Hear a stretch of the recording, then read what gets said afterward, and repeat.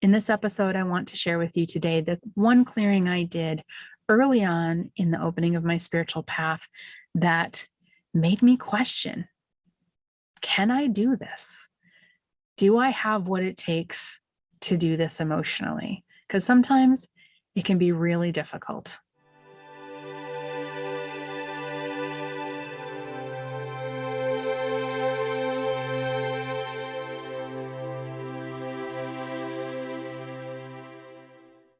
There was a young family that reached out for my help.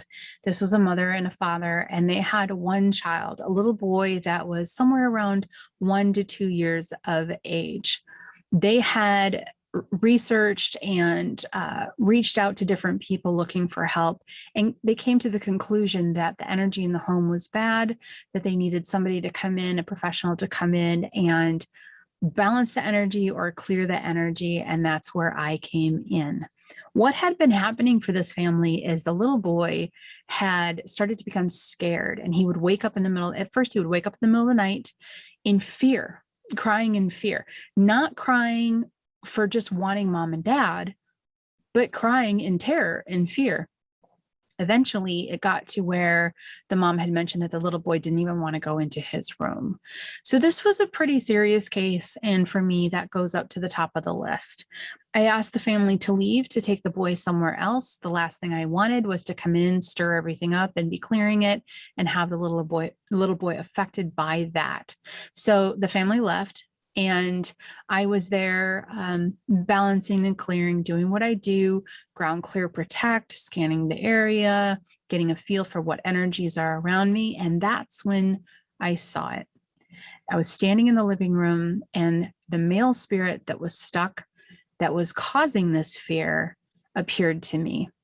He didn't speak, and he instead looked over the couch, and next thing I saw was almost like an old movie of what had happened to him. He showed me this vision, and things started to become more clear. The vision was of him sitting on the couch years ago in this home structure, in this home. He was one of the previous owners, and he was sitting on the couch, and his wife was in the vicinity. So I remember she had seen it back then. This was a vision of what had happened years ago. And he pulled out a gun, put it to his head, and he became a victim of suicide. Now, the wife witnessed this. There was regret, and this is one of the very few suicide victims I have ever seen stuck in the in-between. He was one of the very few ones, but he stayed. And it was this deep set regret of, I don't want to feel this way. I don't want to feel this pain. And then stopping and saying, no, I can't go. Now, what was happening was that this man was not in a bad way, in a very pure, unconditional, loving way. He was attracted to the energy of this little boy, because the energy of the little ones, if you've ever had one, they are just pure love.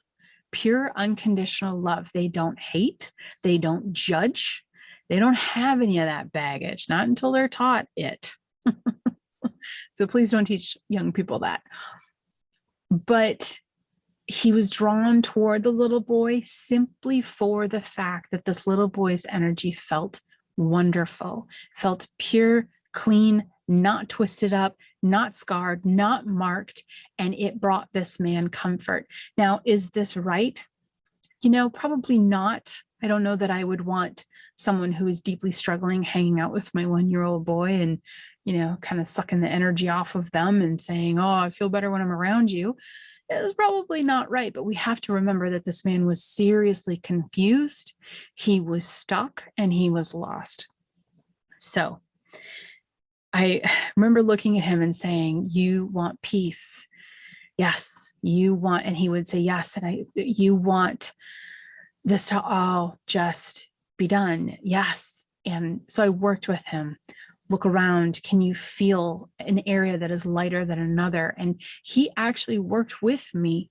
It was, wait, this woman is here and she's going to help me. Okay, I'm going to. So this was not a tough clearing too much so, as much as it was really, really a heavy experience that was going on. And he did cross.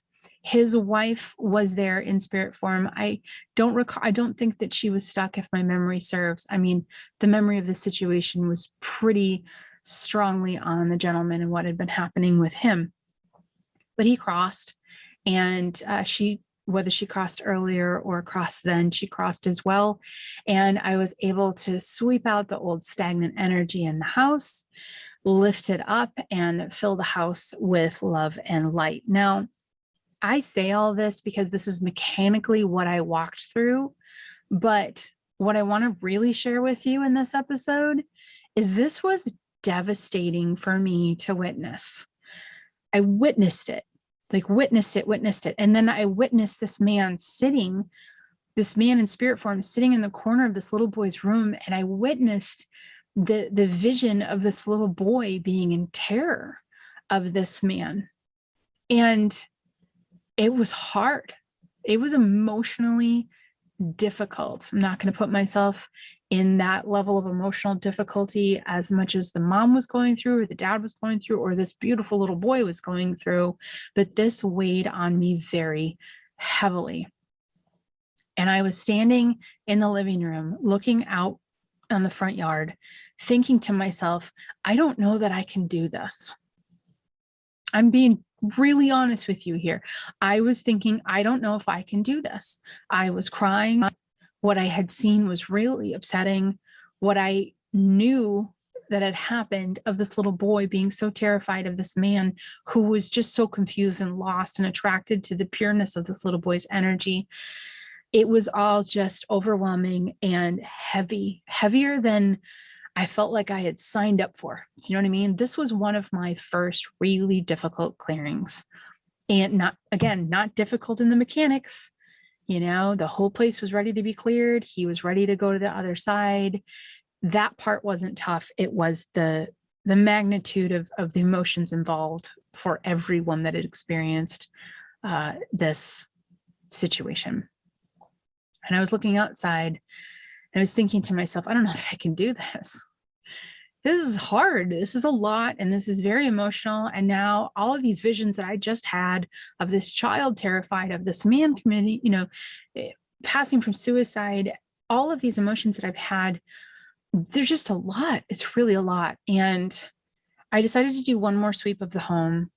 And I just walked into each room, making sure it was filled up with light. I walked into the little boy's room, walked into the kitchen, and then I walked into the parents' bedroom to make sure that was filled with light. And I was shocked because I saw my grandmother's dresser. Now, for those of you that have furniture that was handed down generation by generation, there was a piece of furniture that my grandmother had that she had handed down to me. This was a huge dresser, because dressers back then, those were big. But this was a really big dresser. It was probably 8 feet long, had this big, huge mirror on the back of it that stood, 6 feet tall. And it was beautiful, but I had never, ever seen another dresser like this other than my grandmother's. And when I moved into my first home, my grandmother gave me her dresser set. So this was a very personal connection. I had never seen it again. This is not Ethan Allen. This is not Target. This is handmade solid wood. I can't believe there's 2 of these in existence kind of dresser. And I stood in that room and I looked at the dresser, and then I saw my grandmother appear off to my left. And she had this look on her face of, please, you can do this. And I cried again. And I decided to take a minute, and I walked outside, and I stood in the front yard. And I remember I didn't even care if a car passed by or what. I was talking to her personally. And I said, Grandma, this is hard. This is hard. And she said, yes, but there's not a lot of you that can help a little boy like this. And I said, point well made. And pulling up my boots, pulling up my boots and saying, okay, I'm in. I'm in. This is hard, but I'm in. And that was the day that I realized not every clearing's easy. Not every clearing is light and fluffy and simple. And sometimes there's a lot of emotions that come with it. Sometimes it's a very heavy topic. And the thing that we need to remember is if you can do the work and you can follow this calling, you can help people in ways that most can't. And you can make a difference in a little boy's life. Also, you can make a difference in the life of a man that struggled and just needed some assistance to help go home. Just like this one, just like all the other ones, I walked away with a really, really, really strong sense that this work is important to do. It's meaningful because ghosts are people too.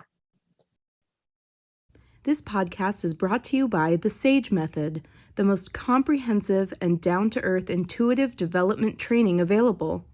Is this your year? Is it finally your time to increase your intuition, bring in more abundance, and experience the bliss you deserve? If yes, then join thousands of students across the world for a 7-week journey to uncover your natural, beautiful, and strong intuition. Visit us at thesagemethod.com for more information.